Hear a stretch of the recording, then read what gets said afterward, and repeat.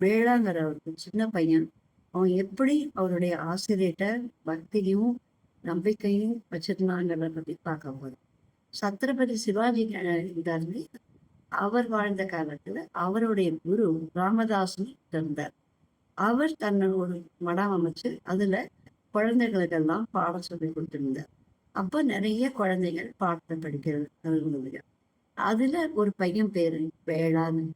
அவனுக்கு பாடத்துல அவன் அவ்வளோ புத்திசாலி இல்லை, சுமாரானவன். ஆனா தெய்வங்களுடைய கதைகள் கேட்கறதுக்கும் அதை இது பண்றதுக்கும் அவனுக்கு ரொம்ப ஆசையா. அதனால அவன் தன்னுடைய வேலைகள் எல்லாம் முடிச்சுட்டு குருகுலங்கனால அவன் அவளுக்கு சில வேலைகள்லாம் ஆசிரியர் கொடுத்துருப்பார். அதை முடிச்சுட்டு அவங்க எதுக்கு தப்பினாலும் தப்புவான். இந்த கதை கேட்கறதுக்கு மட்டும் தப்பவே மாட்டான், உட்காந்துப்பான். இப்படி பொழுது போயிட்டு இப்படி நாட்கள் கணக்காக இருந்தது. அப்போ ஒரு நாளைக்கு என்ன பண்ணாரு, சத்ரபதி சிவாஜி தன்னுடைய குருட்ட சில ஆலோசனைகள் கேட்கணுங்கிறனால பரப்பிட்டு வர சொல்லி தகவல் அனுப்பிச்சு விட்டார். சரின்னு சொல்லிட்டு இந்த ராமதாஸுங்கிறவர் அவர் கிளம்புறார்.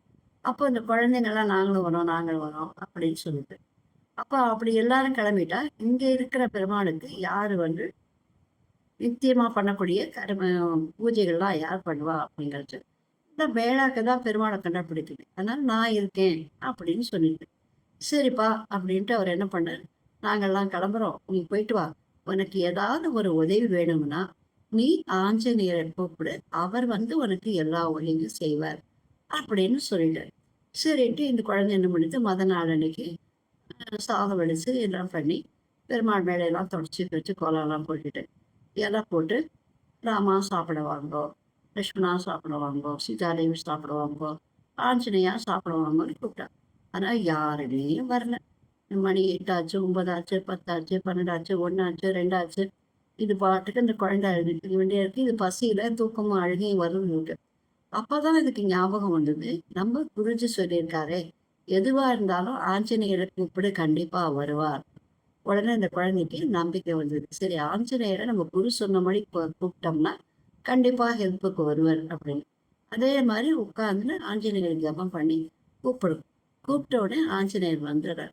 வந்த உடனே கேட்குறாரு, அப்பா உனக்கு என்ன வேணும்னு. எனக்கு ஒன்றும் வேண்டாம், நான் சமையல் பண்ணி வச்சிருக்கேன், அதை பெருமாள்லாம் சாப்பிடல, எனக்கும் பசிக்குது அப்படின்னு சொல்லி. சரிப்பான்ட்டு அவர் கூப்பிட்ட உடனே ராமர் ஆஞ்சநேயரோட வார்த்தையை தட்டவே மாட்டார். அதனால ஆஞ்சநேயர் கூப்பிட்ட உடனே ராமர் வந்துட்டார். ராமர் வந்த உடனே அவர் பின்னாடியே லட்சுமணன் வந்துட்டார். அப்புறம் சீதாதேவி வந்துட்டாங்க. அப்புறம் எல்லாரும் சாப்பிட்டு அவங்கவுங்க வேலையை பார்த்தாங்க. இப்படி ஒரு கொஞ்ச நாள் நடந்துட்டே இருந்தது.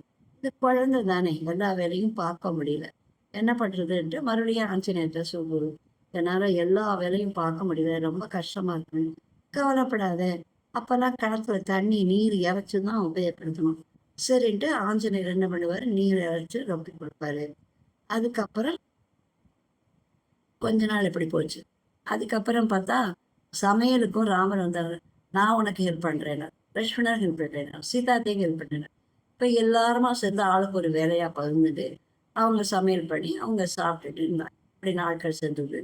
அதுக்கப்புறம் என்ன ஆயிடுச்சுன்னா, ராமதாஸ் திருப்பி இங்க பாடசாலைக்கு வரவும் முடிவு பண்ணிட்டு நாங்க எல்லாரும் வரோம் அப்படின்னு சொல்லி அந்த ஒரு செய்தியாளர்கிட்ட சொல்லிவிட்டேன். அப்ப நிறைய பேர் வருவாளே, அவளுக்கெல்லாம் சமைக்கணுமே, என்ன பண்றதுன்னு சொன்னா, எப்போதும் போல ராமர் நான் சமைக்கிறேன்.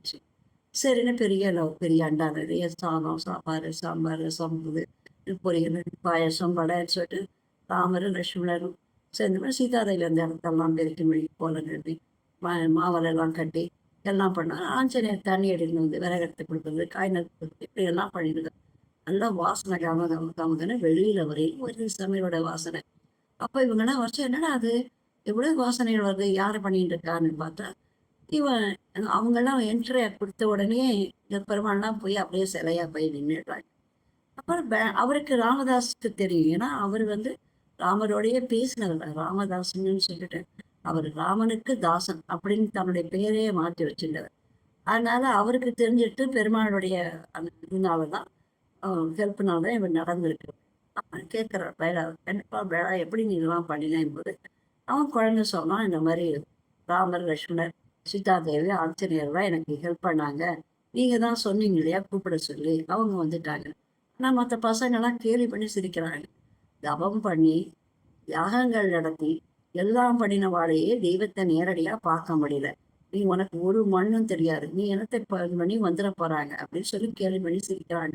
அப்ப இந்த குழந்தை போய் நின்னுட்டு கிராமத்துல போய் அழுது ஆஞ்சநேயர்ட்ட. அது அழுந்தவுடனே பெருமாள் இருந்தாருக்கும் காட்சி கொடுத்து, இல்ல வேலா சொல்றது உண்மை. அவனுடைய பக்திக்கு கட்டுப்பட்டு நாங்கள்லாம் வேலை செஞ்சோம் அப்படின்னு சொன்னாங்க. அதனால தெய்வத்தை நம்ம பக்தி சிரத்தையோடு செலுத்தோம்னா கண்டிப்பா அதுக்கான பலன் நமக்கு கிடைக்கும்.